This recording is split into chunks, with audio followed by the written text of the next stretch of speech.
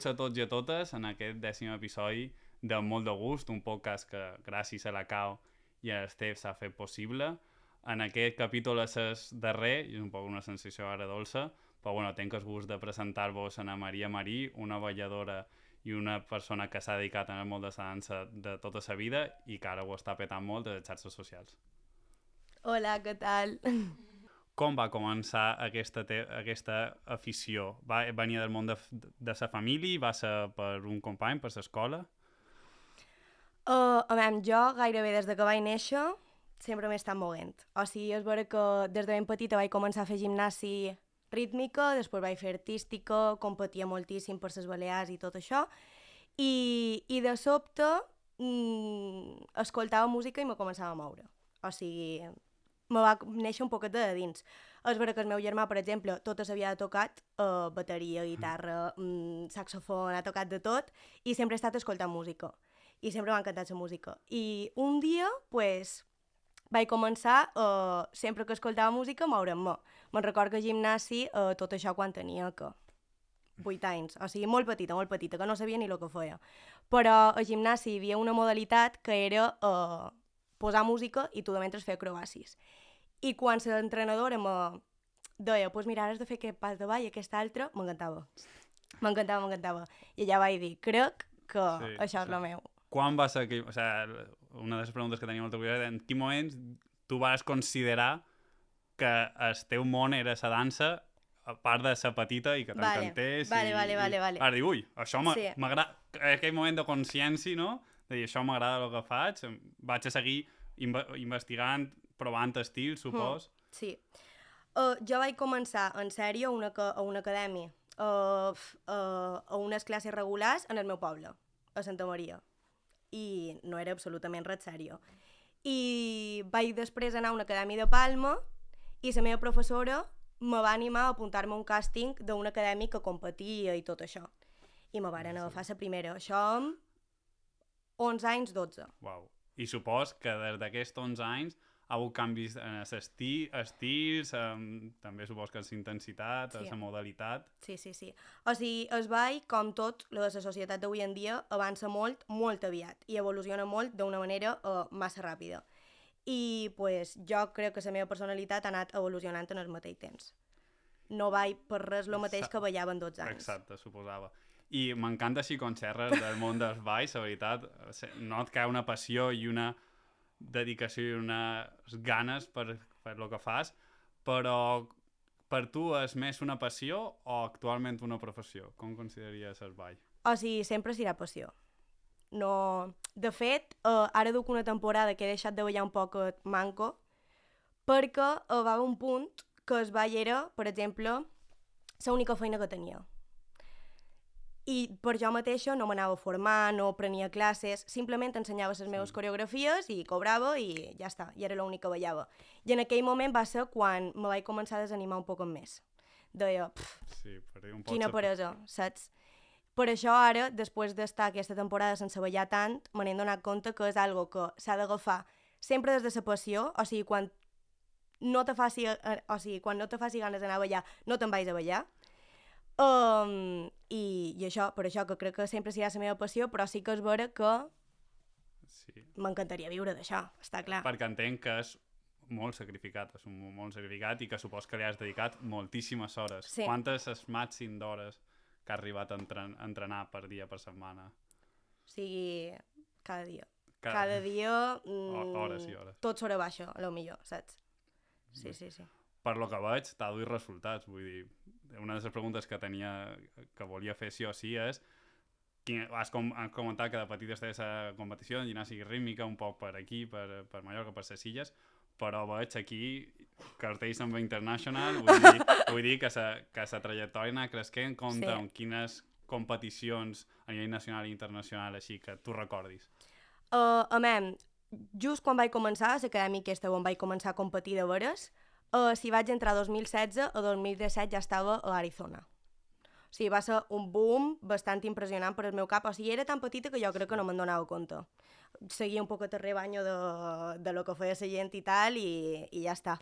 Però sí, vaig començar en 12 anys me'n vaig anar 2017 a Arizona, perquè varen quedar primers d'Espanya un campionat classificatori, amb la qual cosa vàrem anar allà, una disciplina brutal. O sigui, jo ara me'n recordo d'això i deia, on anaves tu? O sigui, no estaves amueblada mentalment per fer-ho. Vale, aquestes dues, n'he duit dues, però he competit moltes vegades en aquest campionat. I segur que n'he guanyat moltes més. Sí. Sí, o sigui, aquestes són les primeres, el primer classificatori, però també he quedat segona, tercera, res. Però, per exemple, aquestes són del campionat d'Espanya. Després, he agafat aquestes dues perquè m'han cridat l'atenció, perquè són de Portugal i només hi he anat una vegada, per això m'ha fet il·lusió. També varen fer primers. I això és el que és més important per jo, que va ser el primer campionat que vaig fer a nivell internacional. O sigui, aquest va ser el primer mundial. Només hi he estat a dos, vale? Però és que 12 anys ja estava aquí. O sigui, jo ho vaig dir... 2017. Si a dia d'avui soc la persona que soc, jo crec que és per la disciplina que vaig prendre en aquell mundial. Perquè aquesta disciplina era individual o en equip? Vull dir, ballàveu de forma una coreografia conjunta o...? Anàvem amb equip. Va. I vaig anar amb un grup de 8 nins, tots de la mateixa edat. O sigui, és que va ser increïble, blat. O sigui, ara ho com lo superdisciplina, però a dia d'avui encara comparteix amb aquesta gent. Me n'acabo d'anar a un intensiu de ball amb aquesta gent, i és que és el mateix, o sigui, increïble, increïble. Que creus que aquestes experiències t'han fet créixer com a persona i t'han conformat així com ets avui en dia. Sí, sí, sí. Una altra pregunta que té molta curiositat, bé, na Maria, per qui no ho sàpiga, és un referent a les xarxes socials, la veritat, i me demanava també, igual que com va originar-se l'espai, que no ha quedat cap dubte que és una passió des de petita, en quin moment vas començar a veure que començaves a créixer en seguidors o que a la gent li agradava el teu contingut? Va haver un punt que jo crec que a la gent li va començar a interessar molt el ball. Arran de TikTok i tot això, la gent de repente tothom balla. He pensat, tu ja ballaves abans de TikTok. Sí. I vaig començar a fer vídeos a l'acadèmia aquesta i se feien supervirals, però molt virals. I jo crec que d'això que te sortia la lupita d'Instagram. Pues la gent anava mirant i de repente tenia 300.000 reproduccions. Imagina que ja... I això en quin moment, vull dir, t'hi dediques ara amb més intensitat, ara que tens una xarxa de seguidors molt més gran, o segueixes prenent-ho com a jo vaig, m'agrada, ho puig, i si funciona bé, i si no, doncs també.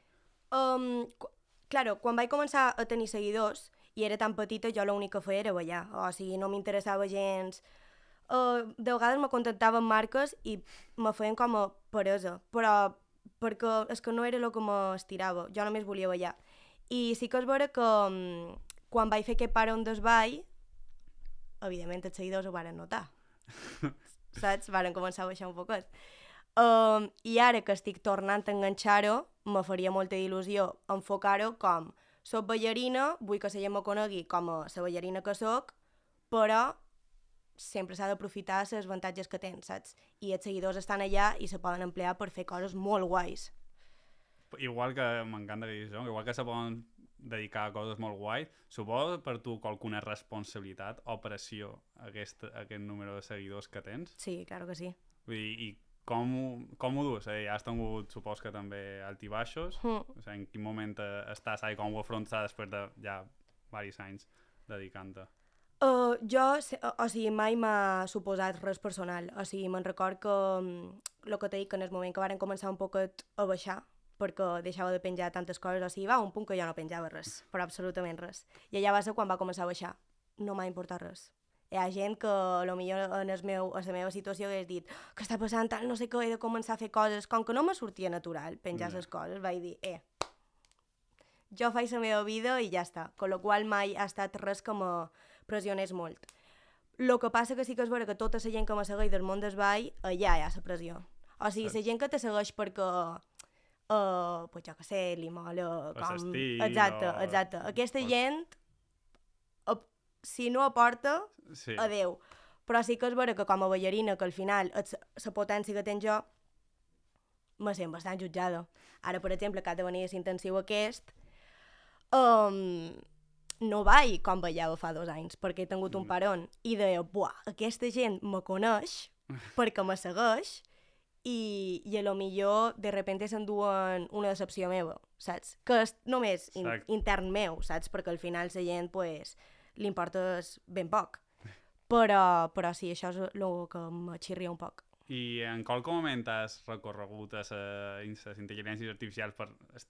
No tinc idees, necessito treure alguna de contingut, vaig a recurrir a la intel·ligència artificial perquè ara s'estan empleant molt i dir, pues, sube un post de no sé quantos. Alguna has recorregut amb l'intel·ligència artificial per les teves xarxes socials? No. No, t'he dit que és supernatural. Exacte. Les empleades per altres coses, sí? Això sí. Quina és, per exemple, algo vergonyós, alguna pregunta que realment tu li fas una pregunta i després te sents estúpid per demanar-li això com a una màquina? Li he demanat, o sigui, per Nadal li vaig demanar per fer-li un escrit a una amiga meva. Ui, no sé què pensaria la teva amiga. No, li vaig explicar després. Li vaig dir, és que mira, perquè li regalava una cosa, i vaig dir, buah, jo necessito saber què puc jo, en plan, que li puc escriure relacionat amb això. I ho vaig cercar. Però només per fer una idea. Bueno. Si poguessis xerrar amb un objecte material, alguna vegada t'has plantejat en quin seria? No ho he plantejat mai. Per exemple, m'encanten el xarbol, viatge molt, per sort, i m'encantaria tenir una conversa amb una maleta de viatge, perquè trobo que són... Només com a espectador de secció han vist moltes coses, i no només de la meva part, sinó, vull dir, com a tot el que passa en un aeroport, que són tant alegries com decepcions, com felicitat, com... Jo també m'encanta viatjar. Ho suposo, bueno, t'ha tocat fer-ho, no? Pues mira, ho tiraré un poc per allà perquè també crec que és, juntament amb el ball, el que més m'agrada del món, crec que és completament essencial. Invertir en viatjar no és invertir, o sigui, és aprofitar el que tens. No sé què dir-te. Ja és complicada. Quan me la va fer Nacho jo en l'anterior programa, que us recomano, la veritat, és que no vaig haver de donar-li una volta. Pues, bueno, mos ha quedat claríssim que dus tota la vida practicant el que més t'agrada, però on te veus tu d'aquí 10 anys? Ara que has retomat un poc aquesta dedicació completa, on te veus d'aquí 10 anys? Jo d'aquí 10 anys me veig amb la meva acadèmia de ball, perquè crec que és el somni més intens que tinc a nivell de futur, i després objectius, així a poquet, per fer durant aquests 10 anys, viatjar moltíssim, seguir amb la gent que estic a dia d'avui perquè crec que ara és el moment de que veig que realment tothom m'aporta, i ballar molt, formar-me per a un futur poder ensenyar tot el que sé als meus nens. Quin consideres que és el teu artista local preferit? El meu artista local preferit és un grup que acaba de sortir relativament fa poc, que se diu Negre, és de Santa Maria del Camí, del meu poble, i he de mencionar sí o sí, perquè com a ballarina m'encanta, perquè sempre vaig les seves cançons, en Railsby. O sigui, enamorada completament de la seva música. Bueno. I, bueno, no podria faltar aquesta pregunta. És la cau fred o calent? Fred. Sempre fred. Evidentment. Un bon lacau calent per l'hivern, 100%. Però és millor un fred per l'estiu. Bueno, i amb això, pues, com dic, és el darrer programa d'aquesta sèrie podcast que fem gràcies a Estef i a la CAU, i sobretot a tots els alumnes, equip de so, càmeres, il·luminació, tota aquesta mena i conjunt d'alumnes que ens han acompanyat, donant totes les gràcies. També, com no podia ser d'una altra manera, ens agradaria regalar-li a Ana Maria el merchant personalitats específic de la CAO fet per Aguilar e Hijos, que és xulíssim, la veritat, i, bueno, com veuràs, pesa, que hi ha cosetes de dins. Quantes coses, no? M'encanta. O sigui, soc fan de les tote bags de més, no? M'encanta. Bueno, i és una pena perquè no has pogut fer el paper d'entrevistadora, però jo espero que la xarxa social ho peti, això, i espero que continuï amb tu i que siguis la següent. A veure si és vera.